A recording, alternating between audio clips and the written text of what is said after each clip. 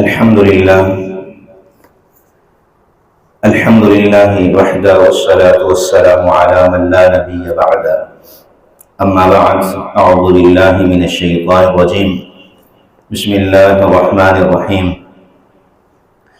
وظللناها لهم فمنها ركوبهم ومنها يأكلون ولهم فيها منافع ومشارب أفلا يشكرون واتخذوا من دون الله آلهة لعلهم ينصرون لا يستطيعون نصرهم وهم لهم جند محضرون فلا يحزنك قولهم إنا نعلم ما يسرون وما يعلنون صدق الله العظيم اللهم صل على محمد وعلى آل محمد كما صليت على إبراهيم وعلى آل إبراهيم إنك حميد مجيد اللهم بارك على محمد وعلى آل محمد كما باركت على إبراهيم وعلى آل إبراهيم إنك حميد مجيد۔ ہر قسم کی حمد و ثنا اللہ وحدہ لا شریک کی ذات کے لیے، کروڑ درود و سلام امام الانبیاء جناب محمد رسول اللہ صلی اللہ علیہ وآلہ وسلم کی ذات اقدس کے لیے۔ مختصر حمد و ثنا کے بعد گزشتہ آیات میں ہم نے جو ہے وہ جہنم کا تذکرہ پڑھا اور رسول اللہ صلی اللہ علیہ وسلم پر جو قرآن نازل کیا گیا اس کے متعلق پڑھا۔ وَذَلَّلْنَاهَا لَهُمْ فَمِنْهَا رَكُوبُهُمْ وَمِنْهَا يَأْكُلُونَ۔ اللہ رب العالمین فرماتے ہیں ہم نے لوگوں کے لیے جو ہے ان کی سواریاں، وَمِنْهَا يَأْكُلُونَ اور اس سے جو کھاتے ہیں، وَلَهُمْ اور ان کے لیے فیہا اس میں منافع ہے، ومشارب اور پینے کی چیزیں ہیں۔ افلا یشکرون پس تم کیوں شکر ادا نہیں کرتے؟ واتخذوا اور تم پکڑتے ہو من دون اللہ اللہ کے علاوہ آلہۃ الہ لعلہم ینصرون تاکہ وہ تمہاری مدد کرے۔ لا یستطیعون نصرہم وہ ہرگز طاقت نہیں رکھتے تمہاری مدد کی۔ وَهُمْ لَهُمْ جُنْدٌ مُحْضَرُونَ اور نہ ہی وہ تمہارے لیے کوئی لشکر اکٹھا کر سکتے ہیں۔ فَلَا يَحْزُنْكَ قَوْلُهُمْ تم اپنی بات سے غمگین نہ ہو۔ إِنَّا نَعْلَمُ بے شک ہم جانتے ہیں، مَا يُسِرُّونَ وَمَا يُعْلِنُونَ جو کچھ وہ سرپاتے ہیں اور جو کچھ وہ ظاہر کرتے ہیں۔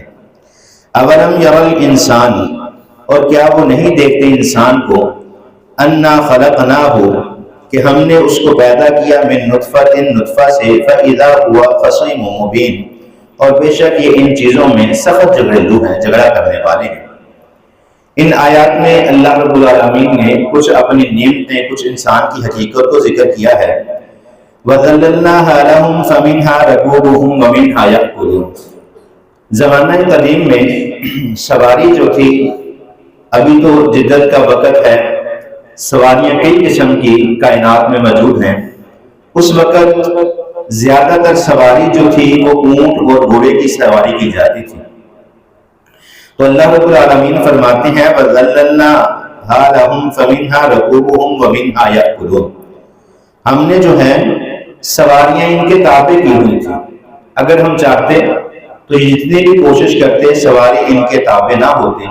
اونٹ پر سوار ہیں، جس طرف اسے اشارہ کرتے ہیں اس طرف لے کے چل پڑتا ہے۔ اللہ نے سواری کو انسان کے تابع کر دیا ہے۔ آج کے جدید دور میں جتنی بھی سواریاں ہیں، سائیکل ہے، موٹر سائیکل ہے، گاڑیاں ہیں، جتنی بھی جدید سے جدید سواریاں کائنات میں موجود ہیں، جہاز ہیں، بحری جہاز ہیں، تو اللہ رب العالمین نے ان کو انسان کے تابع کر دیا ہے۔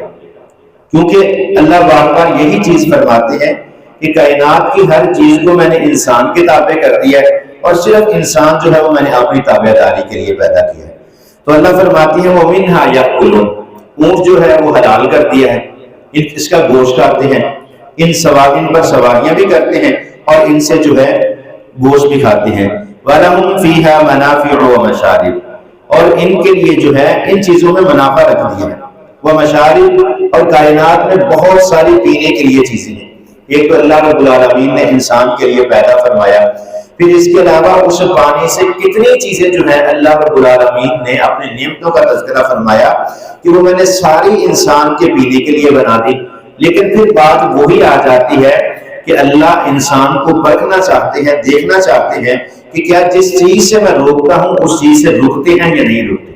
اگر تو رک جاتے ہیں تو انسان اللہ کا فرما بردار اور تابع دار بندہ ہے، اگر نہیں رکتا تو انسان جو ہے وہ نافرمان ہے۔ اب استاد جو ہے بچے کو سبق دیتا ہے، کہتا ہے کھڑا ہو کے سبق پڑھ، اگر بچہ کھڑا ہو کے سبق نہیں پڑھتا، بیٹھ کے بھی سبق پڑھ سکتا ہے، کسی وجہ سے اسے کھڑا ہو کے سبق پڑھنے کے لیے کہا تو وہ کھڑا ہو کے سبق پڑھتا ہے، یہ استاد کی تابع داری ہے۔ اگر وہ بیٹھ کے پڑھے گا تو استاد کی نافرمانی ہو جائے گی۔ اسی طرح اللہ رب العالمین نے جن چیزوں سے منع کیا ہے ان چیزوں سے رک جانا، شراب جو ہے وہ پینے کی چیزوں میں آتی ہے لیکن اللہ نے منع کیا، کل مسکر حرام، ہر نشہ آور چیز جو ہے وہ حرام کر دی گئی۔ تو اس لیے اللہ رب العالمین فرماتے ہیں کہ وَلَهُمْ فِيهَا مَنَافِعُ وَمَشَارِبُ أَفَلَا يَشْكُرُونَ، یہ نعمتیں ہیں، سواریوں کو تمہارے تابع کر دیا، اس سے تم گوشت کھاتے ہو، پینے کے لیے اور نفع کے لیے بہت ساری چیزیں موجود ہیں۔ اللہ رب العالمین فرماتے ہیں کہ تم میری ان نعمتوں پر شکر کیوں نہیں ادا کرتے؟ افلا یشکرون، سوالیہ کلمہ ہے کہ تم شکر ادا کیوں نہیں کرتے؟ پھر اللہ رب العالمین نے اپنی توحید کا ذکر کیا، وَاتَّخِذُوا مِن دُونِ اللَّهِ آلِهَةً لَعَلَّهُمْ يُنصَرُونَ، اللہ رب العالمین فرماتے ہیں کہ تم اللہ کے علاوہ اور معبودوں کی عبادت کرتے ہو۔ اللہ کے علاوہ کائنات میں جو بت ہیں، پتھر ہیں، شجر ہیں، حجر ہیں، چاند ہیں، ستارے ہیں، سورج ہے، تم ان کی عبادت کیوں کرتے ہو؟ جبکہ اللہ فرماتے ہیں لعلہم ینصرون، وہ تمہاری کوئی مدد نہیں کر سکتے، نہ یہ اپنے نفع کے مالک ہے نہ نقصان کے مالک ہے۔ جو خود اپنے نفع اور نقصان کا مالک نہیں، وہ کسی اور کو کیسے نفع اور نقصان دے سکتا ہے؟ تو لا یستطیعون نصرہم، اللہ فرماتے ہیں وہ تمہاری مدد نہیں کر سکتے۔ وَهُمْ لَهُمْ جُنْدٌ مُحْضَرُونَ، اور نہ ہی تمہاری مدد کے لیے کوئی لشکر بھیج سکتے ہیں۔ جنگ بدر کا موقع ہے، کتنے دیگر معاملات ہیں، ہر معاملے میں اللہ رب العالمین نے لشکروں کے ساتھ، فرشتوں کے لشکروں کے ساتھ جو ہے اللہ نے مدد فرمائی، غیر سے اللہ نے مدد فرمائی۔ تو اللہ فرماتے ہیں کہ لا يستطيعون نصرهم وهم لهم جند محضرون، تو یہ تمہارے لیے نہ تو کوئی قافلہ اکٹھا کر سکتے ہیں، لشکر اکٹھا کر سکتے ہیں، اور نہ ہی کوئی مدد کر سکتے ہیں تمہاری۔ فلا يحزنك قولهم، اب نبی صلی اللہ علیہ وسلم کو مخاطب کیا گیا کہ آپ ان معاملے میں پریشان نہ ہو، غمگین نہ ہوا کریں، کیونکہ اللہ رب العالمین فرماتے ہیں انا نعلم ما يسرون وما يعلنون، کہ جو کچھ یہ چھپاتے ہیں، جو کچھ ظاہر کرتے ہیں، وہ سب اللہ کے علم ہے۔ اب انسان جو ہے، ہم میں سے ایک دوسرے سے تو ہم جھوٹ بول کر چیز چھپا سکتے ہیں، کیا کوئی اللہ سے کوئی چیز چھپا سکتا ہے؟ بالکل نہیں، کیونکہ اللہ کا علم جو ہے وہ اتنا وسیع ہے کہ زمین کی تہ میں اگر ایک ذرہ بھی حرکت کرے تو انسان کے علم میں نہیں، لیکن اللہ کے علم میں ہے۔ اللہ علم جو ہے وہ کامل ہے، اللہ کی بصیرت جو ہے وہ کامل ہے، انسان جو ہے وہ محتاج ہے۔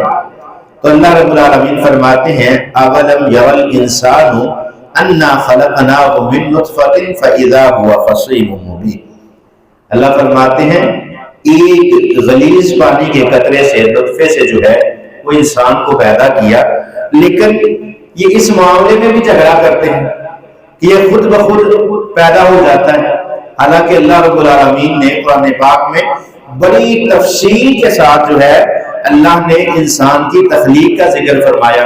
اللہ فرماتے ہیں پہلے پانی کا قطرہ، پھر اس سے گدلا پانی بنتا ہے، پھر اس سے جو ہے وہ خون بنتا ہے، خون سے پھر ایک لوتھڑا بنتا ہے، خون سے تھوڑا سا گاڑھا بنتا ہے، پھر جو ہے وہ ایک گوشت کے ٹکڑے کا اختیار کر لیتا ہے۔ اس کے بعد اللہ رب العالمین فرماتے ہیں ہم ہڈیاں پیدا کرتے ہیں، پھر انسان کی شکل و صورت کو پیدا کرتے ہیں، اور اللہ فرماتے ہیں ہم بہترین تخلیق کرنے والے ہیں۔ تو یہ جو لوگ ہیں یہ اس چیز میں بھی جھگڑا کرتے ہیں کہ تخلیق اللہ کی نہیں، یہ تو ایک عمل ہے، عمل کے تحت جو ہے جس طرح ہم بٹن دباتے ہیں پنکھا چل جاتا ہے اور ہوا دینا شروع کر دیتا ہے۔ ان کے ذہن میں یہ بات تھی کہ مرد عورت کے ملاپ کے بعد جو ہے یہ سارے سلسلے خود بخود ہوتے ہیں۔ تو اللہ رب العالمین نے جیسے رات میں نے ذکر کیا تھا، اللہ رب العالمین نے سورۃ اللقمان کی آخری آیت میں جو 5 غیب کے خزانے جو ہے ان اللہ عنده علم الساعہ وینزل الغیث وَيَعْلَمُ مَا فِي الْأَرْحَامِ کہ ماؤں کے پیٹوں میں جو پیدا ہونے والی اولاد ہے وہ کسی کو اس کا علم نہیں ہے۔